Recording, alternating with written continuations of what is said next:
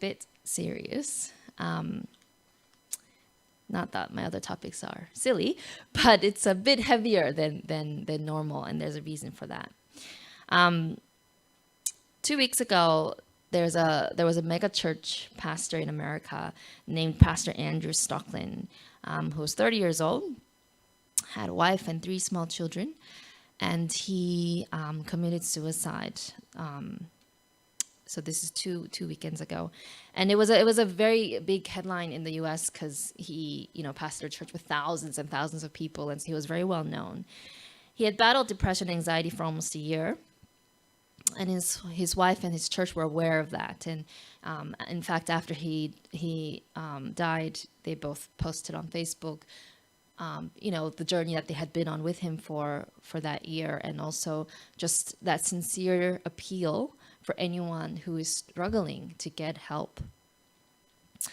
The sad truth is that every 40 seconds, someone on this planet dies of suicide.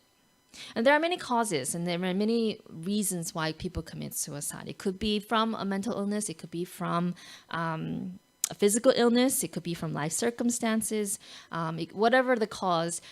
Someone gets to a point where they feel that the despair is greater than any kind of reason for them to continue to live. In Australia specifically, suicide is the leading cause of death for Australians aged between 15 and 44. About 200 Australians attempt suicide every day, and on average, 8 die from suicide. And so why am I talking about this very sad and heavy topic today? Well, not only is it Are You OK Day, as Caroline told us this week, it's also on the 10th of September, which is Monday, World Suicide Prevention Day.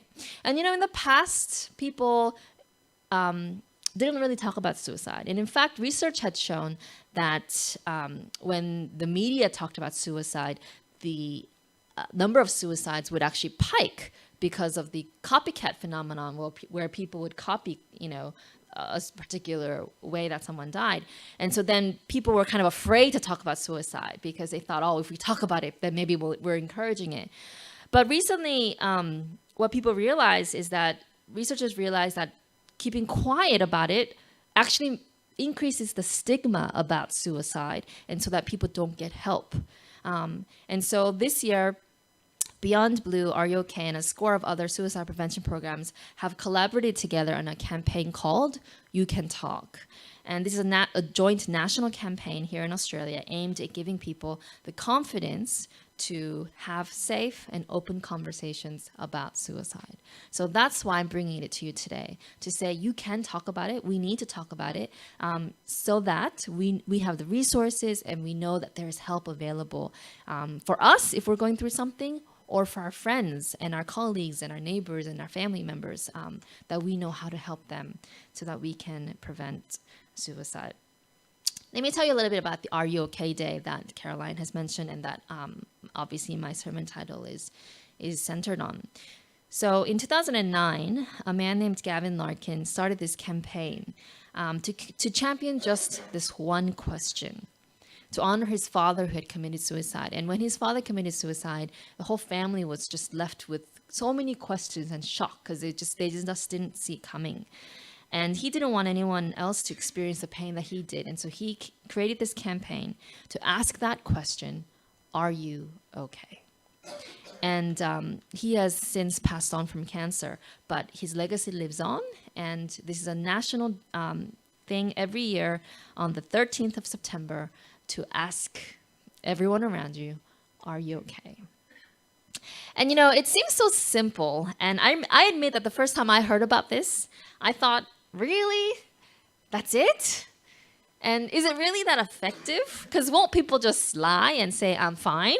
Because, we all do that, don't we? If someone asks us, how are you? And if we don't really feel like telling them, we just say, we're good, we're fine. We don't really want to share. So I thought, what's the point of saying, are you okay? It doesn't seem like it's enough. And it just seems like people will just, make a superficial, shallow conversation out of it like they usually do.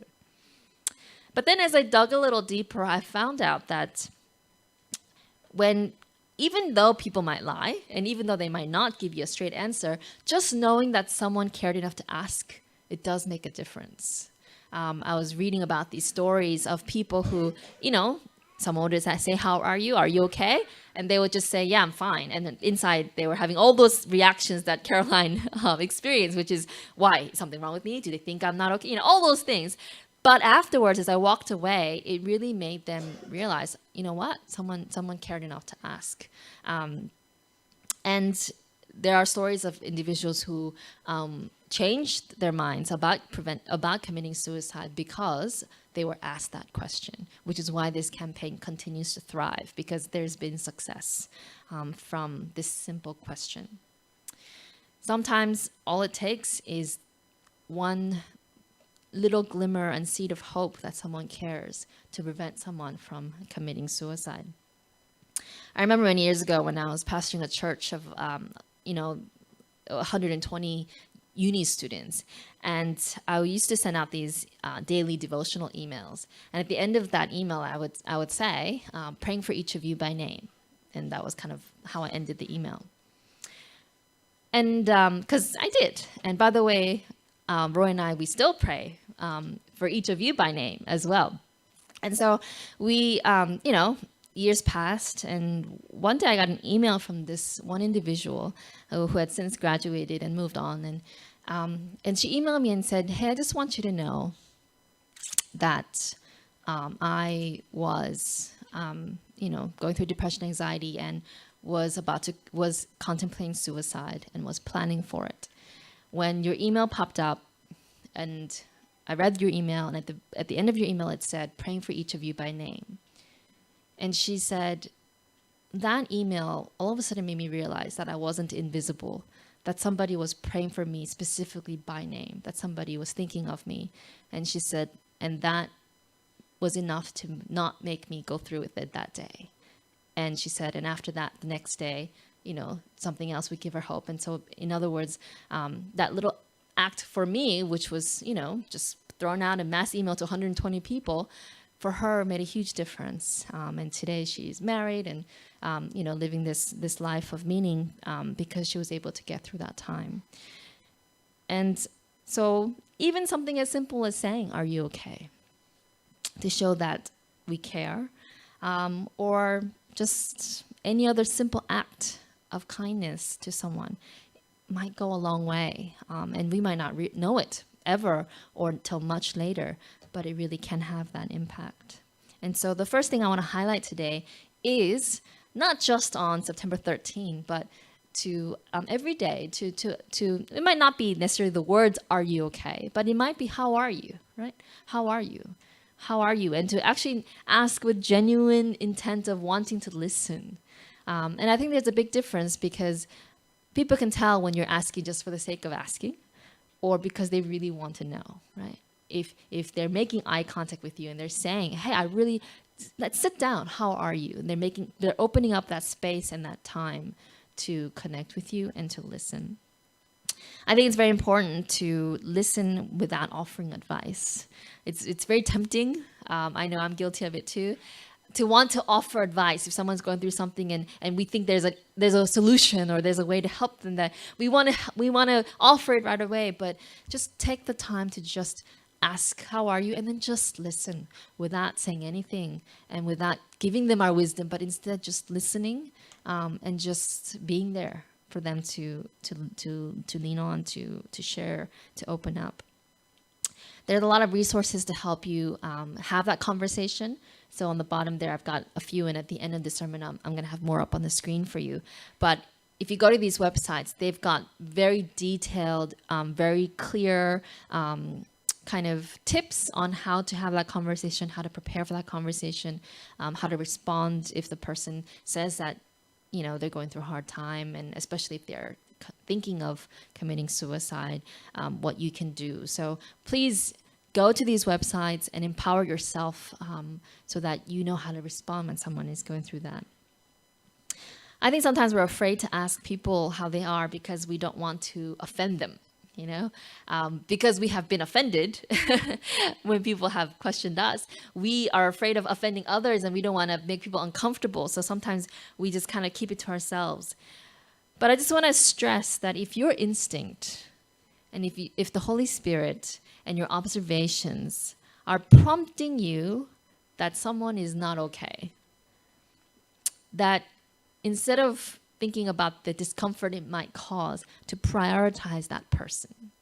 And so err on the side of love rather than fear. Rather than worrying about how others might perceive you, put the other person's welfare first and just ask them, how are you? Is everything all right? There's a verse in Philippians chapter 2, verses 3 and 4 that says, don't be selfish, don't try to impress others. Be humble, thinking of others as better than yourselves. Don't look out only for your own interests, but take an interest in others too. And in the past when I read this, I always thought this is just saying, care about other people, which it is. But I really like how it kind of prefaces that by saying, don't be selfish, don't try to impress others, be humble. And I think that's so important, that when we are reaching out to others and we're helping others and we're thinking of others, that a lot of times our motivation might not be pure. It really isn't about the other person. A lot of times we're worried about, well, what will this person think of me if I say this or that? And, it's very human and normal to have those kind of concerns and fears. And so I think this text is really helping us to first, in prayer, say, God, help me get rid of those fears of what other people will think. Help me not to care so much about that, but really just give me that love and compassion for this person where I can just genuinely be there for them. And it is about them and not about me at all. And so I want to encourage you not to dismiss the warning signs. If someone is withdrawing, if someone is going through self-harming behavior, if someone seems to have lost interest in things that they used to enjoy, or if they're making comments like, you're better off without me. I've got a best friend. It's been a while since I've heard from him, but he was my best friend for about 20 years from my uni days. And he I suffered from chronic depression for a long time. And so ever since I had met him back when we were 18, he had suicidal thoughts. And at first, it took me a long time to realize, that the warning signs and the conversations, sometimes you feel very helpless because you don't know if saying this is going to hurt them or help them. And you don't know if you should be silent or if you should drag them to the counselor. It's very difficult to know kind of what to do and when. And what I realized over the long period that I've been friends with him is you do the best you can and you pray and you just seek God to kind of prompt you about what to do. And instead of feeling guilty or instead of feeling burdened, just be informed of kind of what the resources are and what you can do. But at the same time of asking that person, hey, what can I do to support you? And whatever they say, try to do that instead of trying to do everything by yourself. And also what I've found is having a support system around that person is really helpful, so you're not alone in being that support person. And so for my friend, there were about 4 or 5 of us that would talk to each other regularly to see, hey, have you heard from him? How's he doing? Have you seen him lately? And even though I'm overseas at the moment, so I don't get to really interact that much with him, I still get regular emails from those friends giving me updates on how he's doing. And we're able to pray together for him. Every year we used to have an appreciation day just for him. That wasn't on his birthday. We would, when he seemed to be going through an especially difficult time, we decided, okay, it's his appreciation day, and we would organize it. It would be a surprise, and we would just let him know you're special and we care about you. And I think for people like my friend who made it pretty clear that he was going through a difficult time, it's easier to reach out.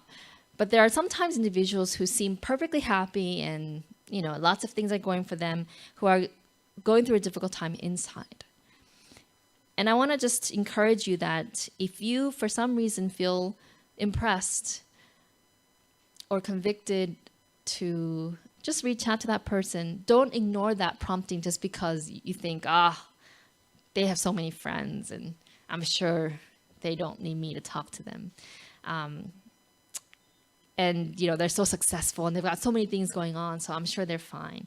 It's so easy to justify, but I just want to again encourage you, just prioritize the person rather than your own fears of what if I'm wrong, or what if that just ask how they are, because you just never know. Michael Phelps, the Olympian, the most celebrated, decorated Olympian of all time, right? He won 28 medals, 23 of them gold. I mean, can you think of a more successful Olympian than that? And yet, do you know that after the Olympics was over, he wanted to commit suicide? He almost did. And now he travels around sharing about his experience in order to prevent it. And in an interview, he explained, one thing that I went through and I was able to understand is it's okay not to be okay, right? Nobody's perfect. We're all going to have struggles and hard times. And for me, the most important thing was just opening up and talking about it, communicating about it, asking for help. And so that's the second thing I want to highlight today. So the first was to ask, are you okay, right? To ask, are you okay? And the second thing is, it's okay not to be okay. Because a lot of us struggle. In fact, I almost want to say everybody struggles at some point or another. Right? And for many years, there's been a lot of misconceptions and stigma about not being okay. That somehow, if we're struggling, if we're not coping, that we're weak, or that we're not good enough, or strong enough, or smart enough, or and we have these wrong ideas because we look at other people and they seem to be fine. And so we think, oh man, how come I am not fine? How come they're able to go through that and they come out and they're happy and I'm not? But we don't realize what's going on inside. They might not be happy. Just like people probably think you're happy and people probably think you're okay when inside you're going through something. And I just want to really stress that it is okay not to be okay. And that it doesn't mean that we are less faithful. It doesn't mean that we're not successful enough, because the truth is that we live in a chaotic, painful world with injustice and violence and cruelty. And so we are going to feel frustrated and confused and afraid, overwhelmed and anxious. That is the normal response to the brokenness of this world. And so it's okay to not be okay. Know that you are not alone. Know that the Bible and God does not condemn you for not being okay. In fact, people have this misconception that Christians are supposed to always be at peace and always happy and always have it together. But that is a false and dangerous picture of Christianity. In fact, if you look at the Bible and you look at what the Bible characters experienced, most of them were not in a state of peace and happiness and bliss. Most of their experiences were one of turmoil and confusion and anxiety and depression. And if you look at the book of Psalms, right, so many feelings of turmoil and pain and crying and even suicidal thoughts and expressions are all over the book of Psalms. And so I want to again encourage you to accept yourself when things are not okay, accept others when things are not okay, and know that God absolutely understands what you are going through.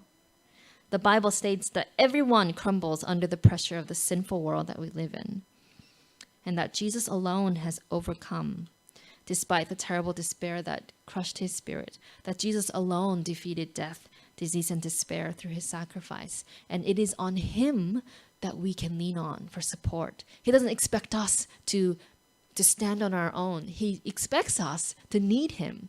That's why we need a Savior, to depend on him for strength and wisdom and help through this life. And that's why he gives us the church community, so that we can lean on each other, that we can turn to each other in times of struggle and say, I need extra support. I need some extra love and care. There was a man named Elijah who lived in the 10th century BC and 9th century BC as well, who was a prophet, which means someone who received messages from God, and then it was his job to carry that message and share that with with the rest of God's people. So that's what it means to be a prophet, to be a messenger for God. And he worked in Israel's northern kingdom during the reign of a man named Ahab and his wife Jezebel. Now, Ahab and Jezebel worshipped not the God of Israel, but the fertility gods of Baal and Asherah and other gods. And they made the whole kingdom of Israel worship these gods instead of the God of Israel. And in fact, Jezebel went and ordered the execution of all the prophets of the God of Israel. And so Elijah is in hiding. And while he's in hiding, he warns King Ahab that there will be no rain, that there will be a drought. And, we can kind of relate to that because we're experiencing drought here in Australia. But they experienced it for over 3 years. Now, after the 3 years of drought, you can imagine the desperation that they would have been in. Elijah risks his life to deliver a message to King Ahab. And it's such an amazing story that I do want to read it with you. And so you can follow along in the white Bibles as well.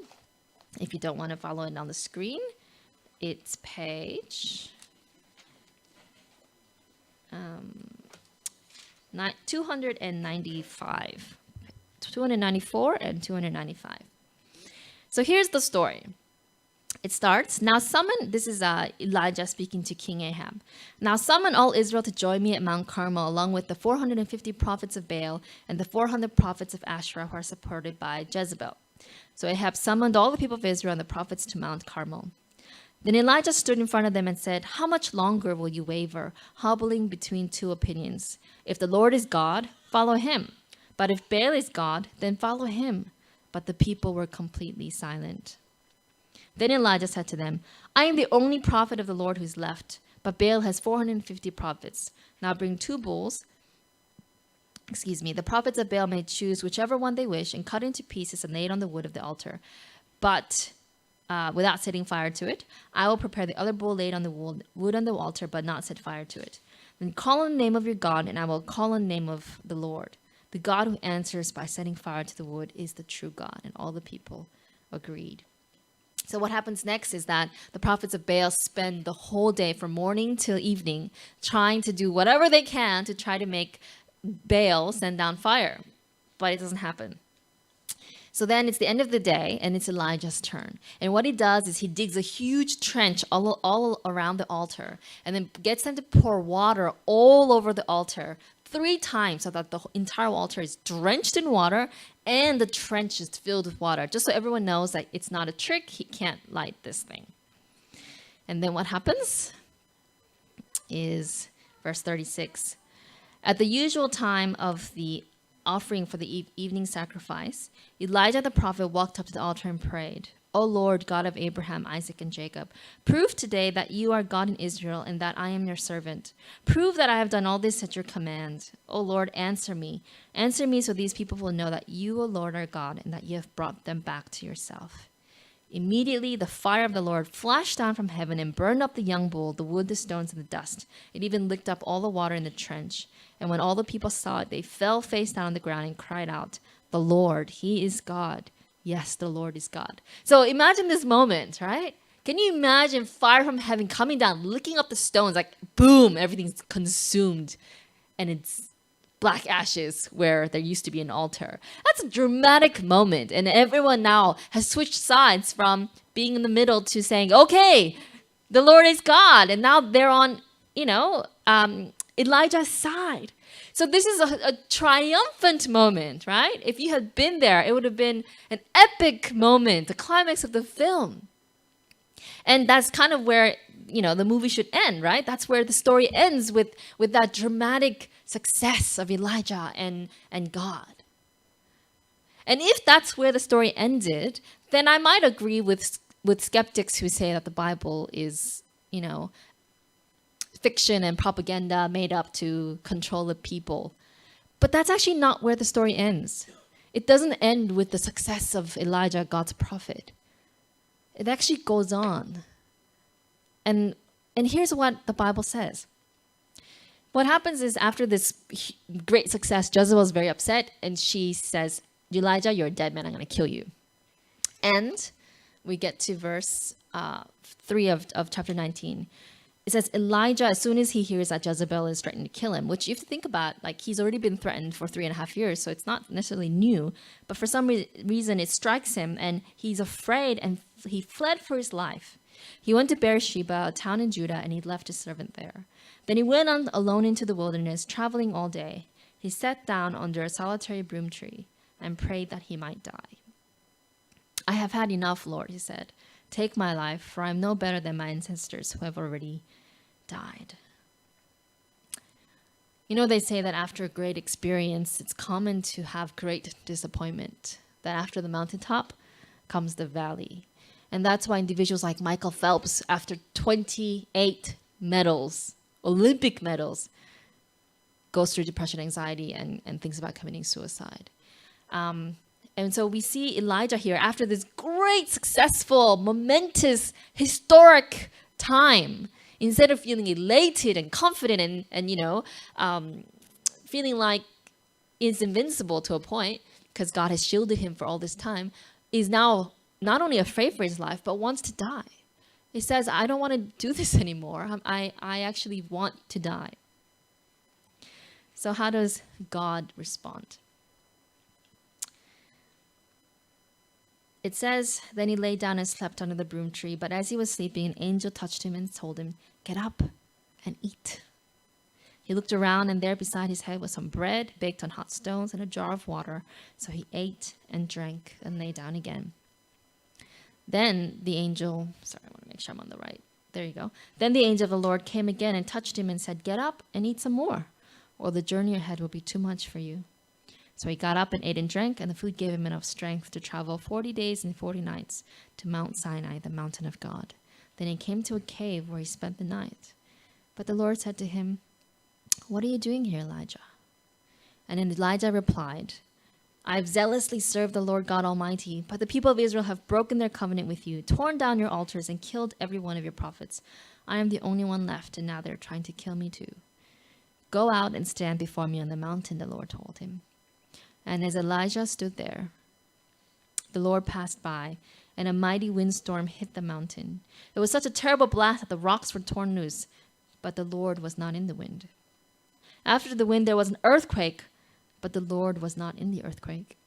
And after the earthquake, there was a fire, but the Lord was not in the fire. And after the fire, there was the sound of a gentle whisper. When Elijah heard it, he wrapped his face in his cloak and went out and stood at the entrance of the cave, and a voice said, what are you doing here, Elijah? He replied again, I have zealously served the Lord God Almighty, but the people of Israel have broken their covenant with you, torn down your altars, and killed every one of your prophets. I'm the only one left, and now they're trying to kill me too.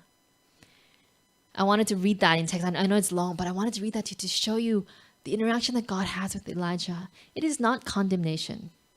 It's not God, when he's under the broom tree saying, kill me, I just want to die. God doesn't come to him and say, hey, what's wrong with you? I just sent fire down from heaven.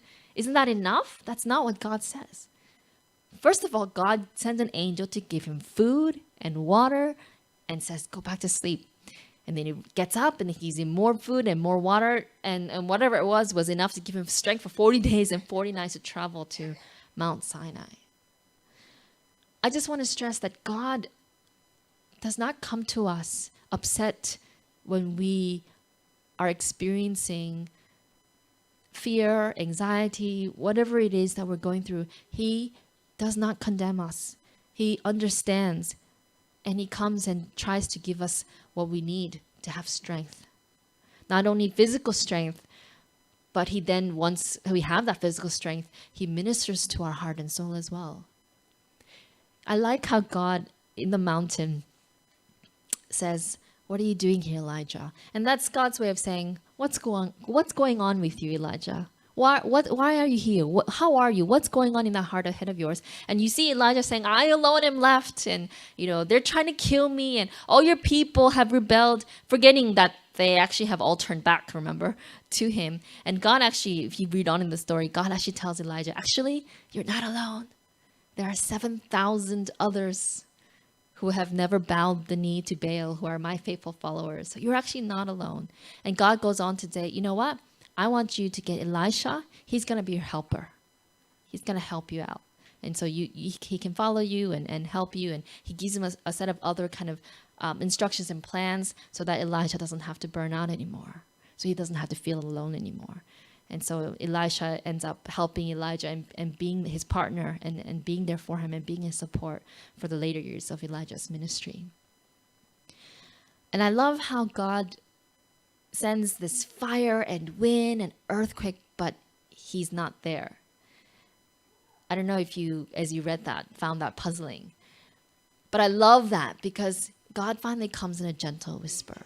And I think God wanted to illustrate to Elijah that it's not in the grand moments, right? Because Elijah just experienced fire coming down from the heaven. It's not in those grand moments alone that we can find God. In fact, God is that gentle whisper that says to you, you do matter.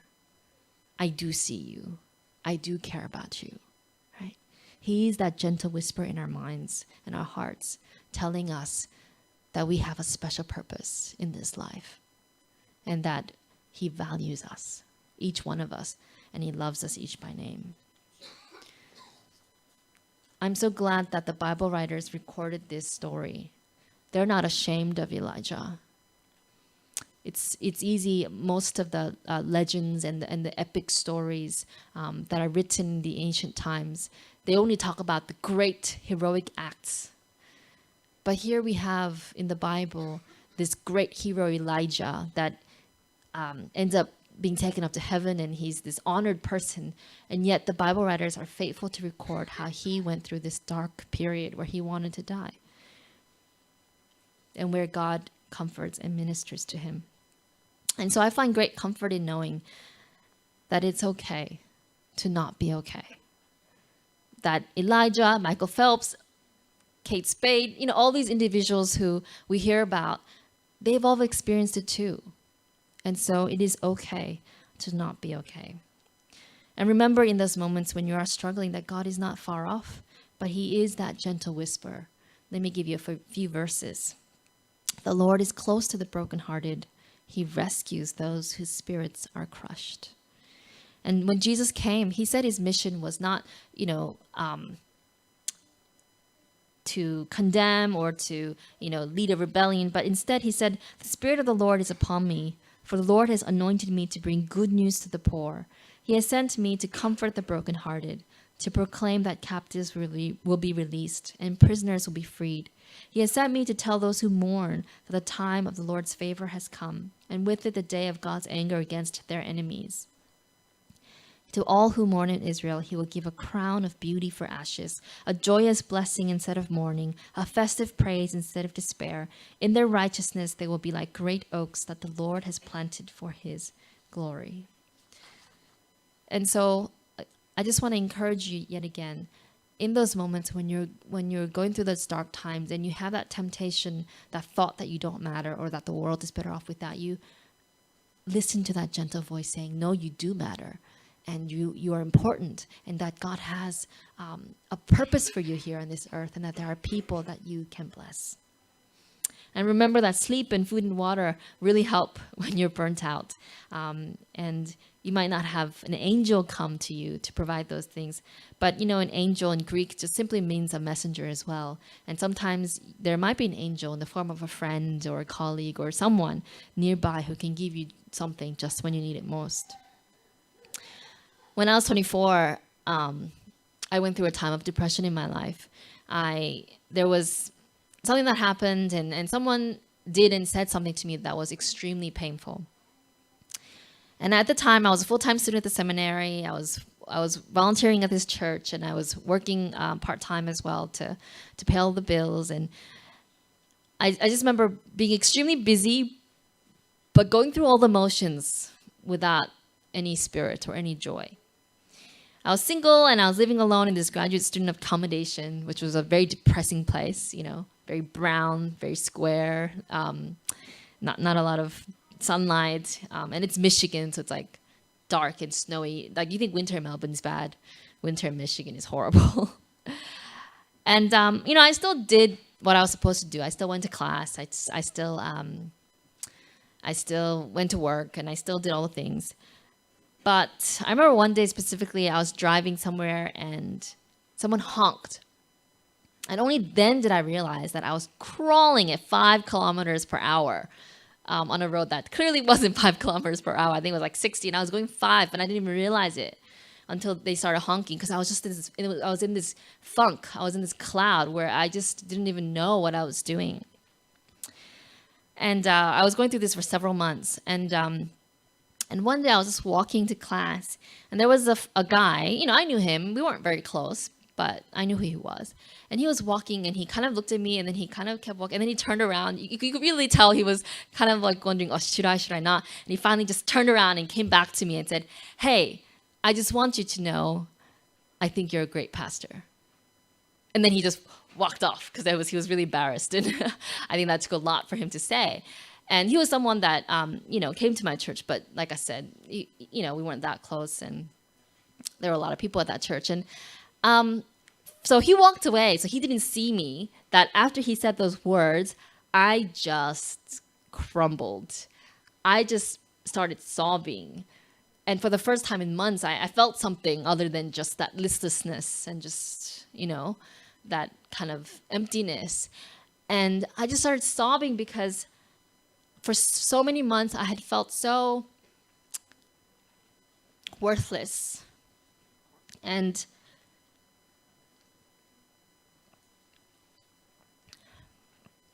I was actually thinking that week of quitting ministry. And to have somebody say that one sentence to me, and who knows why he said it, but the fact that I knew no matter what his own kind of purpose was or what his thought process was, I knew that God had prompted him to say that to me. I knew that God knew I needed that. And so to me, he's an angel. And I share this story to say, God sends us angels that they don't have wings. They have faces like the rest of us. It might be someone you know very well or a stranger, but God sends us people just when we need it most to encourage us and to affirm us and to tell us that we matter to him and that he cares about us. So I want to encourage you to be an angel to someone. To ask, how are you? To ask, are you okay? To have the courage to do that and to put the other person first. And if you're too shy to speak, send them a text, write them a note, right? Write them, put a little gift together and leave it at their desk at work or whatever it may be. Find a way to show someone that you care about them. And if there is someone after you talk to them or even before, if you realize that they are actually thinking about committing suicide, familiarize yourself with these resources. There's a lot of really great resources on the internet. I love how on, for example, lifeline.org.au, there's an online chat 24 hours, 7 days a week. So anytime you can log on and chat to someone, a real person, right away. Or you can call 24 hours, 7 days a week, anytime, and a real person will be on the other line to talk to you and to listen and to give you further help. And so please go to these resources and know what's available to help those around us as well as yourself. And know that not only does God care about you very much, but we do, and I don't know all of you. There are some visitors here today that I've never met before, but I want you to know that we're here as a church community to care for you. And it's not every day that we get to go a little bit deeper than the how was your week. But I want to encourage us to, perhaps it's a conversation better had privately, so you don't have to do it all en masse here. But I hope that if you feel that prompting, just to ask that of someone, to do so, and also to know that if you're going through a difficult time, to reach out and reach out to me, reach out to the church community, to Roy, whoever it is, because it really is okay not to be okay. There's a closing song, a video that the person who wrote the song, they wrote it because they were going through a difficult time and there were so many people eager to give them advice. when all they really needed was someone to just listen. And he tells the story of how one day a friend of his just said to him, "Hey, tell me what's going on with you," and gave them that chance to open up. And so he, opened up for an hour, 2 hours, and afterwards he was kind of bracing himself. He's Christian, so he's bracing himself for the guy to like give him all the Bible verses and tell him what to do. But he didn't. Instead, the friend just simply said to him, "Hey, I'm gonna do something right now." He said, "I'm gonna set the timer for 2 minutes." He said, "For 2 minutes, I'm gonna hold you." These are two guys, okay? And he said, "I know that might make you uncomfortable. I don't care." He says, "I put the timer on, 2 minutes. I'm going to hold you." And the guy's like, "Oh, okay." And then he said his friend just came and hugged him, and just held him for 2 minutes. And he said at first he was kind of like, and then he said after, time passed, he just started sobbing in his arms because he knew and he felt loved. And so from that experience, he wrote this song to encourage all of us that it's okay to not to be okay, and to listen and be there for someone in that space. So as the video plays, please spend this time to prayerfully reflect.